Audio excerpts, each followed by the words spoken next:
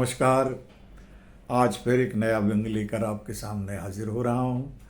कहते तो हैं कि सत्यमेव जयते, लेकिन व्यवहार में ऐसा कम देखने को मिलता है। तो एक व्यंग इसी विषय पर ले रहा हूँ कि सच की औकात क्या है। एक वो समय था जब आदमी गंवार प्रजाति के हुआ करते थे। गंवार इसलिए क्योंकि उन्हें झूठ बोलना नहीं आता था। गंवारों ने इसलिए भी कहा जाता था क्योंकि वो आज के तथाकथित सभ्य आदमी की तरह झूठ बोलने की ललित कला से बिल्कुल परिचित नहीं थे। झूठ बोलने पर आदमी को नरक में जाना पड़ता है और वहाँ तरह तरह के भीषण यातनाओं को सहना पड़ता है। ऐसा आदमी को बताया जाता था और उसे नाना प्रकार से डराया जाता था। कहते थे कि झूठे आदमी को भगवान श्राप दे देते हैं, झूठ बोलने पर आदमी को कौआ काट लेता है, झूठा आदमी झूठ के कारण राजा से रंक बन जाता है, वगैरह वगैरह वगैरह। लेकिन जब सदा सत्य बोलने पर भी राजा से रंक बनने का जो प्रकरण था, उसे लोगों ने देखा कि राजा हरिश्चंद्र को तो सच के कारण राजा से रंक बनना पड़ा। तो लोगों को पहली बार महसूस हुआ कि झूठ के बारे में कैसी कैसी और कितनी झूठी बातें फैलाई गई हैं। जबकि परम सत्य तो यह है कि झूठी मनुष्य के विकास की पहली सीढ़ी है।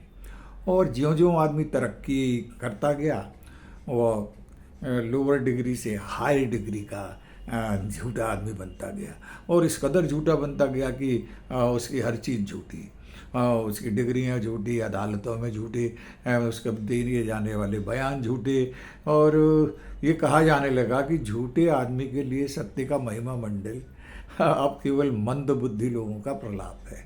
जो मंद बुद्धि हैं केवल वही झूठ की तारीफ करते हैं, क्योंकि तर्क है, झूठ जानवर कभी झूठ नहीं बोलते क्योंकि उनमें उतनी अक्ल नहीं होती जितनी एक अक्लमंद आदमी में होती है।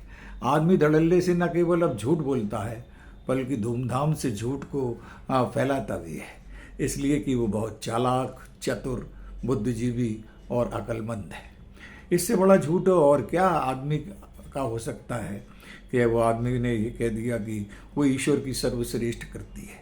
ये कहाँ लिखा है, किस पाठ्यक्रम में लिखा है, किसने बताया, लेकिन फैला दिया। जबकि हकीकत आदमी की क्या है ये आदमी खुद अच्छी तरह से जानता है। कुछ झूठ के प्रचंड उपासक तो यहाँ तक कहने से भी नहीं चूकते हैं कि ईश्वर तो खुद ही आदमी की झूठ की सबसे बड़ी ईजाद है।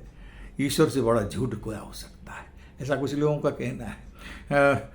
वो कुछ लोग कहते हैं कि महापुरुष तो लबालब आत्मविश्वास से भरे खुद को ही ईश्वर कहने लगे हैं। कुछ ऐसे ऐसे भी आदमी होने लगे हैं और सर्वशक्तिमान ईश्वर बन के मठाधीश बनकर स्थापित हो गए हैं मठों में। और करमफूट बेचारा जो सत्य है उस आश्रम के दरवाजे पर हरा था टूटा सिर्फ भीख मांगता रहता है।